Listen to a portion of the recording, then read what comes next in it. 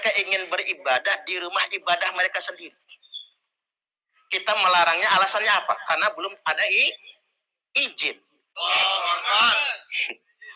Takbir tapi sambil tutup gereja ya. Lucu juga.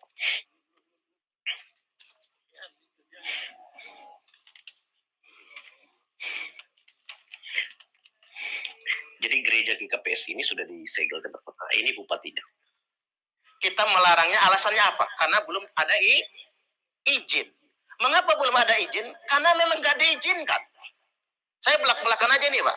Masih banyak oknum pejabat yang menghalang-halangi pendirian rumah ibadah. Saya kalau bisa marahin pejabat itu tak marah, bener aja. Sayangnya saya ini bukan pejabat yang lebih tinggi kan begitu. Kok ada ya? Dan saya menyayangkan Bapak Ibu ketika mohon maaf ini, pemerintah daerah tidak bisa menyelesaikan masalah ini. Ingat, saya bukan PNS, jadi saya berani ngomong Pak. Di Minahasa Tenggara, mohon maaf, di Minahasa Tenggara Pak, ada masjid nggak bisa dibangun karena kita minoritas muslimnya kan, mayoritas non muslim. Nggak selesai dibangun. Bupatinya turun tangan. Apa masalahnya? Ada beberapa oknum warga menolak. Langsung dia minta, saya jadi ketua pembangunan, panitia pembangunan masjid. Langsung nyumbang 500 juta. Warga kemudian menerima masjid itu berdiri. Luar biasa. Kalau semua bupati wali kota se-Indonesia kayak gitu modelnya, aman Indonesia ini. Betul nggak kira-kira? Tepuk tangan dulu. Ini harus belak-belakan saya Pak. Saya ngomong begini Bapak Ibu. Karena kita ini sebagai muslim mayoritas itu tidak boleh arogan. Kita harus ngayomi sama kelompok yang minoritas. Betul nggak kira-kira? Jangan sampai ya Allah Pak, pendeta nangis-nangis ke saya Pak. Itu pendeta naik Siregar itu sampai nggak bisa makan coba. Karena tekanan batin. Seminggu sebelum Ramadan, saya ceramah ke NTT, Nusa Tenggara Timur, Kupang. Bukan Kupang Teluk, bukan. Kupang NTT, Pak. Naik pesawat aja mampir udah 3 bendara. Saking jauhnya itu kan. Saya ceramah di sana, Pak, 80% non-muslim. Paling mayoritas agama Katolik. Yang kedua Protestan. Baru Islamnya yang ketiga. Di sana, Kupang itu Bapak Ibu, masjid bebas berdiri. Kota toleran nomor 4 se-Indonesia.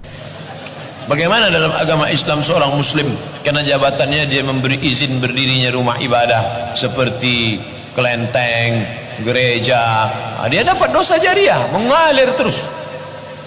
Man sanna fil islami sunnatan hasanatan, siapa yang berbuat baik falahu ajruha, dia dapat pahalanya. Man sanna fil islami sunnatan sayyi'atan, siapa yang membuat yang tak baik falahu wizruha, dia dapat dosanya. Wa wizru man amila biha, dosa orang yang melakukannya sampai hari kiamat.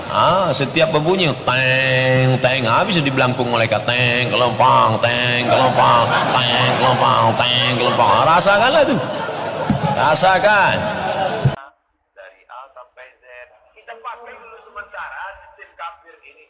Orang bilang kafir mana bisa sementara, kalau semuanya sudah baik kita pakai sistem Islam, naik khalifah. Karena di salib itu ada jin kafir. Karena negara tidak adil, maka boleh mencuri listrik negara. Bahwa air dan listrik bukan punya negara. Air dan listrik punya umat. Mencuri listrik. Ini dalil yang mengatakan boleh. Ingat baik-baik, kalau mau mencuri, pegang dalil. Negara yang tidak adil, kalau begitu boleh. Karena listrik ini diambil dari alam, maka itu milik Allah Subhanahu wa Ta'ala. Punya Allah, berarti milik bersama. Kita curi aja. Pernah ditanya, apa pendapat Pak Ustaz tentang ISIS? Bagus, saya bilang. Siapa yang tidak ikut kepada ISIS, kafir halal. Kemudian, ini mumpung juga ketemu Bupati dan Wali Kota, mengenai kebebasan beribadah dan kebebasan beragama. Ini hati-hati. Ini yang beragama Kristen, Katolik, Hindu, Konghucu, hati-hati. Ini memiliki hak yang sama dalam beribadah. Memiliki hak yang sama dalam kebebasan beragama dan beribadah. Hati-hati, beragama dan beribadah itu dijamin oleh konstitusi kita. dijamin oleh Undang-Undang Dasar 1945, pasal 29 ayat 2.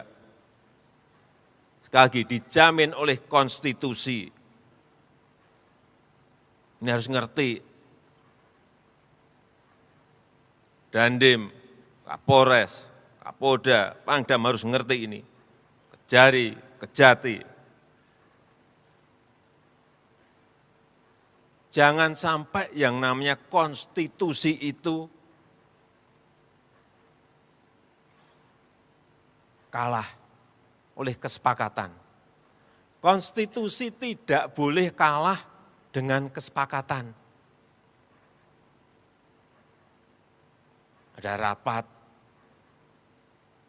FKUB misalnya, ini misalnya,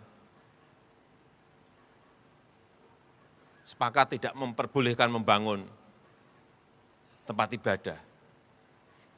Hati-hati loh, konstitusi kita hati-hati loh, menjamin itu. Ada peraturan wali kota, atau ada instruksi bupati, hati-hati loh, kita semua harus tahu masalah ini. Konstitusi kita itu memberikan kebebasan beragama dan beribadah. Meskipun hanya 1, 2, 3 kota atau kabupaten, tapi hati-hati mengenai ini.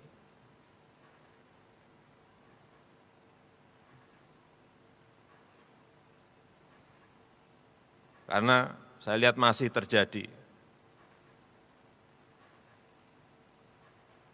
Kadang-kadang saya berpikir sesusah itukah orang yang akan beribadah.